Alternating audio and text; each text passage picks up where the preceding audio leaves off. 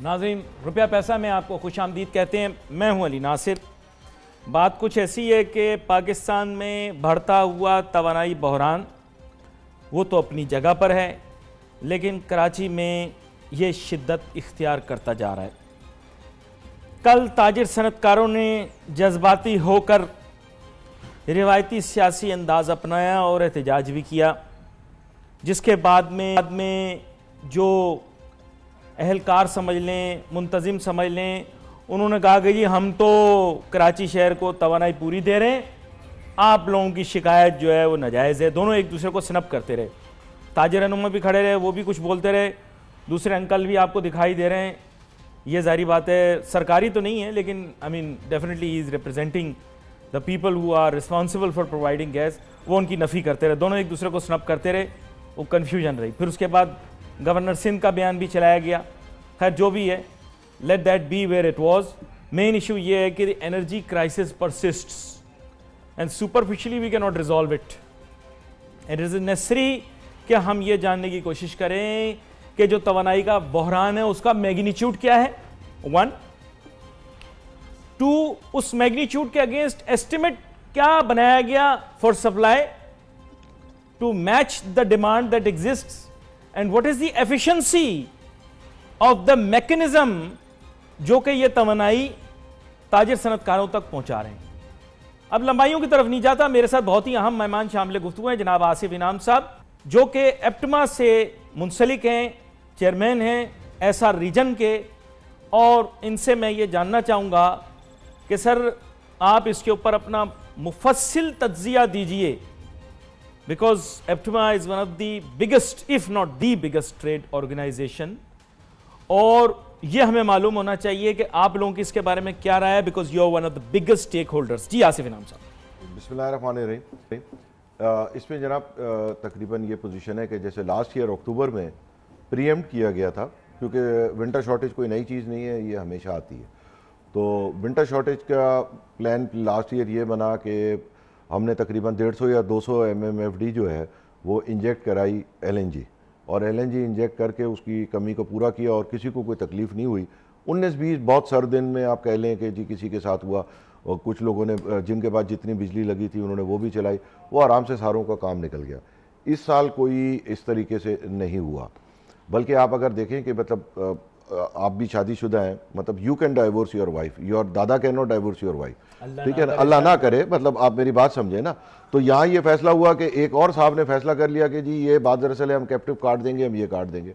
उन्होंने फिर एक ट्वीट की जिसमें उन्होंने फरमाया कि जी हमारे 90% जो है वो लोगों के पास बिजली है, without going into an argument कि जी 90 हैं, 80 हैं, 70 हैं, और 90 में से कितनों के पास आधा है, कितने के पास पूरा है, कितने के पास पौना है। हम इस बहस में जाने के बजाय हम पहले ही ये कहें कि जो 10% है उनके लिए उन्होंने क्या किया, उन्होंने उसमें नीचे नहीं लिखा कि भाई हाँ ठीक है 90 के पास बिजली है, तो जिन 10 के पास बिजली नहीं है हम उनको देखेंगे कि जी जेन्युइनली उनके पास नहीं है या वो कोई ड्रामा तो नहीं कर रहे। भाई अगर किसी को ग्रिड ने कहा हुआ है कि 1.5 साल तक ग्रिड बनेगा, जब तुम्हें बिजली मिलेगी, वो क्या करे सर्दियों में, बंद हो जाया करे सर्दियों में, चाहे वो टेक्सटाइल हो चाहे नॉन टेक्सटाइल हो, सबका ख्याल रखना चाहिए था। फिर इसके बाद हमने खुद ही फैसला कर लिया कि जी बस खत्म, ये सब बंद हो जाएंगे। 10% है, 10% एक्सपोर्ट तो गिरेगी आपकी। कराची रिप्रेजेंट 50% ऑफ पाकिस्तान, 54%, आपने उसकी 10% बंद कर दी। आपकी 5 नहीं, by denying them the energy ना, तो आपने एनर्जी डिनाई कर दी, 10% बंद हो गया। आप खुद लिख रहे हैं आपके अपने फॉर्मूले से 10% बंद हो जाएगी, 5% एक्सपोर्ट का डिक्लाइन आ गया। और क्या हुआ? इसी तरीके से ये फैसला करना कि जी आप एनर्जी की कॉस्ट और ये सब करके आपने थोड़े से पैसे बनाए, पेनी वाइज पाउंड फुलिश। आपने चंद पैसे की, आप हम भी बच्चे नहीं थे, कोई आप बैठ के बात करते कि हाजी दुनिया में इस वक्त इतनी ज़्यादा एनर्जी हो गई है, इतना सब कुछ है। एक तो पहले ही जब 10% के करीब चला गया था, इन्हें लॉन्ग टर्म कॉन्ट्रैक्ट कर लेना चाहिए था, एवरेज आउट। जहाँ आपने 6 जहाज 13 पौने 14 के लिए हुए थे, 10.5 का बजाय नई पार्टी से करने से पुराने के पास जाते कि जी महंगा भी आपसे लिया हुआ है, सस्ता भी आप दे दें, बात खत्म हो जाती, ठीक है ना, बजाय उसमें आप क्लब हो जाते। कतरीज, हाँ मैं उसी तरफ ला रहा था ना। नहीं वो है भाई, उन्होंने महंगा बेचा हुआ था ना, आप उन्हीं से कहते कि देखिए हमारे पास ये बेड है, आप ऐसा करें कि 6 जहाज इसके 6 और कर दें, हमारी एवरेज ही 10 होती, $9-10 की आ रही होती।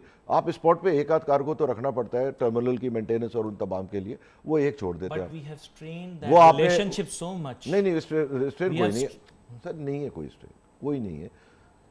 मेरे अपने हिसाब से कोई ऐसी स्ट्रेन रिलेशनशिप नहीं, हमारे उनसे अच्छे ताल्लुकात हैं, कोई ऐसी बात पर ये नहीं तो है। कमर्शियल बात है ना? और ये तो कमर्शियल बात है, जो बाजार का भाव था आप वही कह रहे थे, आपको डिस्काउंट थोड़ी मांग रहे थे, मगर आप लॉक करके अब कोई तो लेवल होता ना, ये बहुत बड़ी अपॉर्चुनिटी मिस हुई। फिर जाहिर बात है इसमें एग्रीवेट हुई पोजीशन यूक्रेन की वजह से, रशिया और यूरोप की गैस सप्लाईज वहाँ पे $32 का भाव हो गया। वो देखे वजीर आजम शाहिद खाकान अब्बास, साबिक वजीर आजम शाहिद खाकान अब्बासी हंस रहे हैं। नहीं सर वो प्लीज। नहीं वो बिल्कुल सही है, मतलब उन्होंने मेरे हिसाब से उन्होंने एवरेज आउट उसको कर लेना चाहिए था। मतलब इट मेक्स सेंस कि हम उनके साथ नेगोशिएट कर लें देखिए आप फॉर दैट शॉर्टफॉल, लेकिन याद रखें वो कमिटमेंट अपनी जगह है जो वो हाँ, के मतलब साथ है। आपकी एवरेज हो जाती है ना। हाँ, आपने 10.5 में नए आदमी के It makes बजाय sense. तो आप जिससे महंगा लिया हुआ था उसी से सस्ता लेते तो एवरेज पड़ती ना, तो वो आसान रहता। It makes commercial sense. तो वो आपने अपॉर्चुनिटी मिस कर दी ना, वो 10-12 साल का 15 साल का आप सस्ता लॉक कर लेते। महंगा लेने में हम जल्दी करते हैं, सस्ता लेने में हम सोचते ही रहते हैं। अच्छा, there is a dilemma because we can not identify कि एक्चुअली रिस्पॉन्सिबल कौन है। देखिए एक तो मैं आपको बता दूं कि हाइंडसाइड में जो है ना, एवरीबॉडी इज अ जीनियस। वक्त गुजरने के बाद तो कोई भी कह सकता है 10 में, मगर एक नॉर्मल प्रेसिडेंस है आपका, तकरीबन 18% ऑफ द ब्रांड जो है वो आपके BTU में LNG और ये बराबर हो जाता है। तो जब आपको 13% भी मिल रहा है तो वो इससे क्रूड से डिस्काउंट पे ही है। तो 10% का मतलब है कि वो क्रूड के BTU से आधी वैल्यू का BTU मिल रहा है, और वो भी डायरेक्ट आप उसको चाहे इवन गाड़ियों में भी डालें तो पेट्रोल के बदले डालेंगे, विच इज़ अनदर एडवांटेज कि तो हमारे पास इतना अच्छा इंफ्रास्ट्रक्चर था और we could have saved a lot of money, और जिसमें नए टर्मिनल्स भी शामिल करें। मतलब LNG गैस में गाड़ियों में चलाना भी कोई जुर्म नहीं है, मुल्क को उसमें बहुत बड़ी सेविंग है, इसमें कोई शक नहीं है। कंफ्यूजन इज कि अब हम हु इज टू ब्लेम तो खैर हम देखिए नहीं कह सकते, लेकिन who is to take action to rectify. देखिए मैं आपको एक बात बताऊं ना, देखिए हमारे यहाँ हमेशा यही होता है। देखिए टेक्सटाइल ने बहुत बड़ा इन्वेस्टमेंट किया है, टर्फ और LTFF में बहुत बड़ा कमिटमेंट है, ये 1 खरब का तकरीबन इन्वेस्टमेंट है, और बाकी इंडस्ट्री ने भी 500-600 अरब का किया। तो हमारे यहाँ होता ये है कि जी जो लोग एक छोटे से विंड पावर प्लांट के लिए 100 गारंटियाँ और मुल्क की सॉवरेनिटी तक का सौदा करते हैं, उनके हाथ अब ये 1.5 खरब रुपए का इन्वेस्टमेंट लग गया। अब वो उसमें बजाय इसके कि उन लोगों को सीधा करते हैं जिनसे गलत मुआहदे हुए हैं, वो आपको सब मुसल्लत करने के लिए। ये बिल्कुल ऐसा है कि मेरे बेटे ने अगर डबल भाव का माल ले लिया तो मैं बराबर वाली दुकान किसी तरीके से साजिशों से बंद कराऊं कि मेरा माल बिक जाए। भाई आपने गलत लिया है, आपका कसूर है ना, नुकसान आपको होगा ना, उसमें कोई और क्या करे। कंस्ट्रक्टिव होनी चाहिए, कंस्ट्रक्टिव होनी चाहिए, डिस्ट्रक्टिव नहीं होनी चाहिए। एक छोटी सी ब्रेक लेनी है, ब्रेक के बाद वापस आते हैं, फिर इस मौजू पर गुफ्तगू करेंगे। Let's take a short break.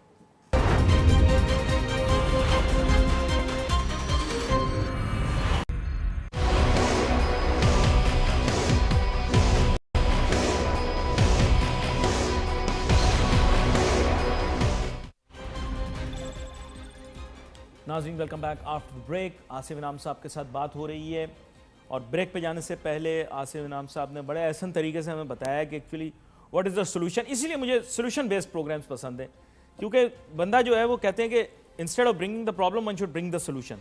तो he brought a solution to the table. अब लेकिन मैं आपको एक थोड़ा सा पेचीदा, थोड़ी अगर गूगली बॉल ना कराऊँ तो मज़ा नहीं आएगा। मेन एम ये है कि जब हमने रिस्पॉन्सिबिलिटी असाइन करनी है, ब्लेम असाइन नहीं करना। इतनी हौच पौच है, मैं आपको बताऊं ऐसी कंफ्यूजन है। ECC के पास अलहदा जाता है सारा मामला, आपको पता है, जो भी हमारी एनर्जी का है। उसके बाद ministry of finance has a very important role to play. बड़ी कंफ्यूजन है सर इसमें। कॉमर्स एंड इंडस्ट्री वाले प्लीड करते हैं केस को, पेट्रोलियम एंड नेचुरल रिसोर्सेज वाले जो हैं they are actually responsible for assessing the demand and supply. Sir please, कुछ इतने ज्यादा आपने ये बनाए हुए हैं, हर इदारे के आगे आपने राह लगा दिया है। वैसे पूरे पाकिस्तान के पीछे राह लगा हुआ है, लेकिन आपने नादरा, नेपरा, ओगरा, इससे इतने सारे राह आपने लगाए हुए हैं, और पाकिस्तान के पीछे भी एक राह लगा हुआ है। तो सर ये एक राह बना लो ना, सॉरी एक इदारा ऐसा बना लो ना, इदारा जो कि ये सारे मामला आपके कर एक बताए ना सर। लास्ट ईयर का मैं आपको एक्सपीरियंस बताऊं, हाँ। पाकिस्तान कोई नया तो नहीं बना ना।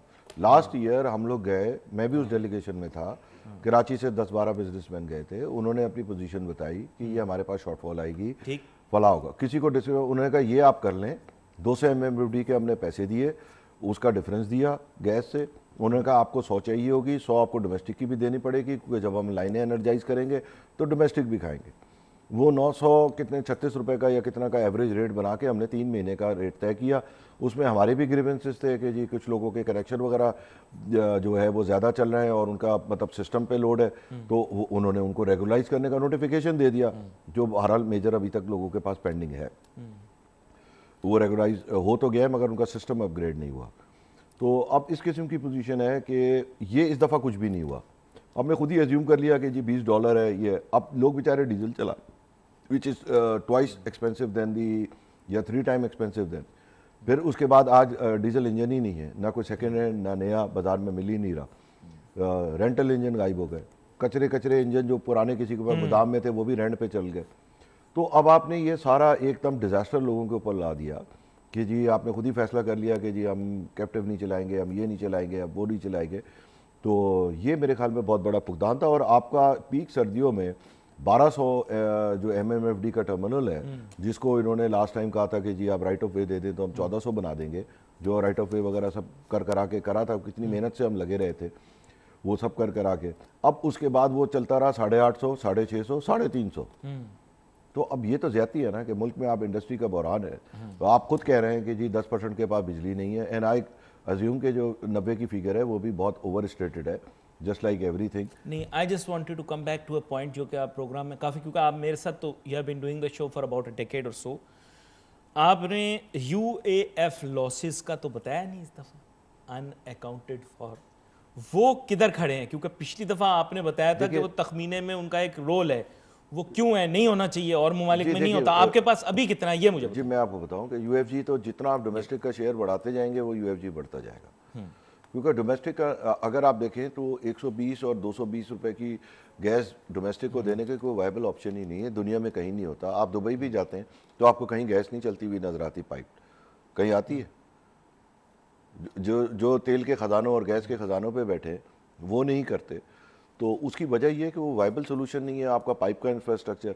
अब आप बायोगैस को ही देखें तो एक जो तकरीबन गाय है या भैंस है उससे 3.5 घंटे चूल्हा जल सकता है, एक भैंस से सिर्फ डेली। वो भैंसों वाले तैयार हैं, कहते हैं आप हमारा ले लो बायोगैस, कौन सा किसी ने वर्किंग ही नहीं की सर। वो आप समझे, आप उसको छोड़े ना, आपको गाँव को गैस पहुंचाने की जरूरत ही नहीं थी, आप गाँव गैस बायोगैस प्लांट लगाते। वो सारे सड़ा दिए, वो सारे यूरोपियन कंट्री से मंगवाए, सारे सड़ा दिए इन्होंने बायोगैस। आप हैरान होंगे इस वक्त दुनिया में बायोगैस की एक हाईएस्ट प्रोड्यूसर कौन है, सबसे बड़ा प्रोड्यूसर कौन है? इंडिया होगा जरूर। नहीं, इंडिया सब दूर है।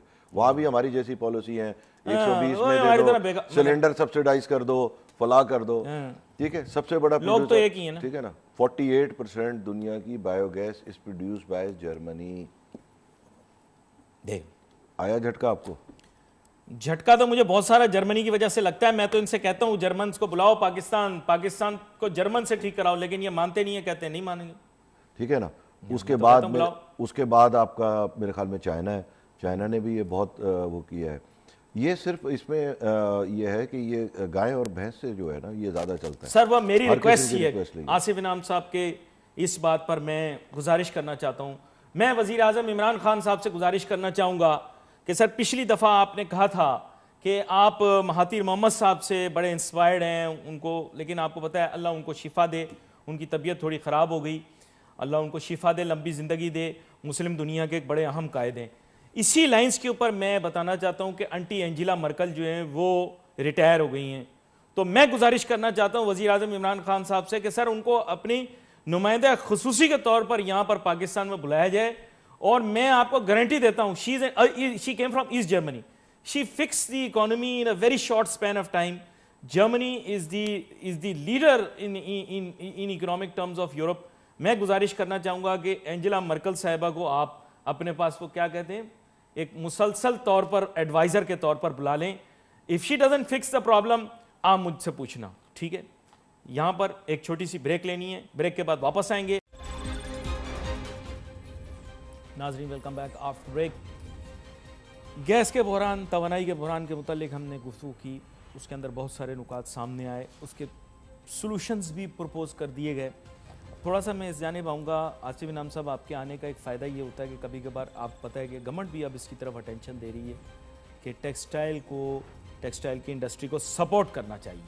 लेकिन एक बहुत बड़ा चैलेंज जो हमारे सामने आ रहा है आसिफ इनाम साहब, वो ये है कि एप्टमा की कंट्रीब्यूशन लेट से बहुत ज़्यादा है, लेकिन जो बाकी हैं उनको थोड़ा सा आप अपने साथ मिला सकते हैं, क्योंकि कभी कभार क्या है कि वो they try to develop a parallel platform और वहाँ पे कॉन्ट्रडिक्ट हो जाता है। टेक्सटाइल के इंटरेस्ट तो खैर जेपटाइज नहीं होते because your association is much bigger and the people who are here are also people who have a capital intensive business.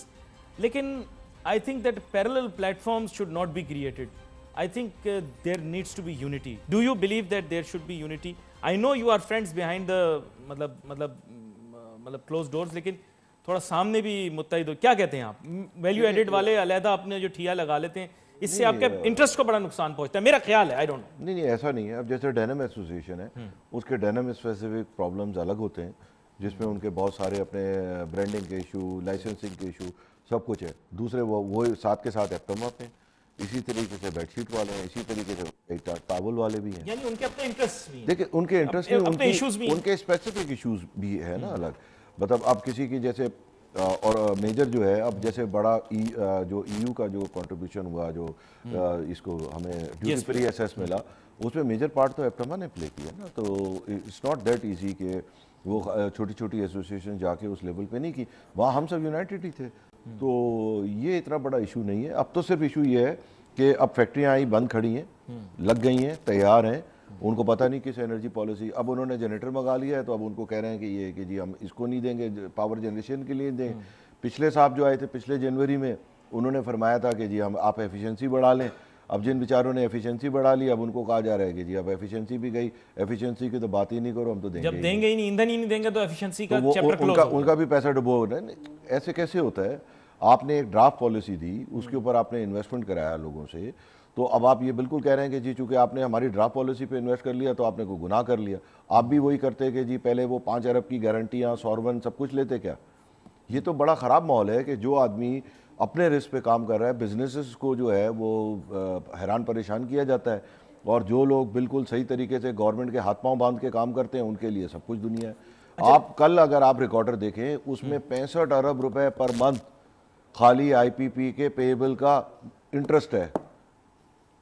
क्या मजाक है भाई? एक तो पहले तो डिटर्मिन ही नहीं हुआ कि जी 1 के 3 ले रहे हैं, 3 के बाद भी अगर वो पैसे देने की सकत नहीं है तो क्या वो भी पाकिस्तान पे डलेंगे? यानी अगर ये लोग टाइमली पेमेंट नहीं करते नहीं भाई, तो उस पर इंटरेस्ट भी लगता है। नहीं भाई, हाँ वो तो अलग है ना। कल है बिजनेस रिकॉर्डर उठा के देख लें जो एनर्जी में, यानी पेबल पे इंटरेस्ट के यही माने कि जो आउटस्टैंडिंग है गवर्नमेंट के एंड पे, आउटस्टैंडिंग जो पेमेंट उन्होंने करनी है इनको, अगर वो टाइम पे नहीं करते तो उस पर इंटरेस्ट भी पे करते, ठीक है ना। और उनके जो बिल हैं उसके ऑडिट पे उन्होंने स्टे लिए हुए। भाई फोरेंसिक ऑडिट ऑर्डर हुआ था ना सुप्रीम कोर्ट से, सबने जाके स्टे ले लिए। वो फोरेंसिक ऑडिट आज तक नहीं हुआ, तो पेबल डिटरमिन होगा तो मार्कअप लगना चाहिए। ये सब कोई नहीं टेकअप कर रहा, बड़ा मुश्किल काम है। अगर मैं एक पूछता हूँ, ये कॉन्फ्लिक्ट ऑफ इंटरेस्ट नहीं होता कि अगर कोई गवर्नमेंट में भी बैठा हुआ हो और फिर उसका आईपीपी में भी ओनरशिप हो और उसकी सेंसिटिव पोजीशन भी हो, तो ये कॉन्फ्लिक्ट ऑफ इंटरेस्ट नहीं कहलाता? I am just asking, I don't know. देखिए, मैं बड़ा इनोसेंट हूँ। नहीं, हर किस्म के लोग होते हैं। देखिए, कुछ लोग ऐसे होते हैं कि जिनका बहुत छोटा सा होता है कॉन्फ्लिक्ट ऑफ इंटरेस्ट का। मतलब कॉन्फ्लिक्ट ऑफ इंटरेस्ट वरना आपको फील्ड का आदमी नहीं मिलेगा।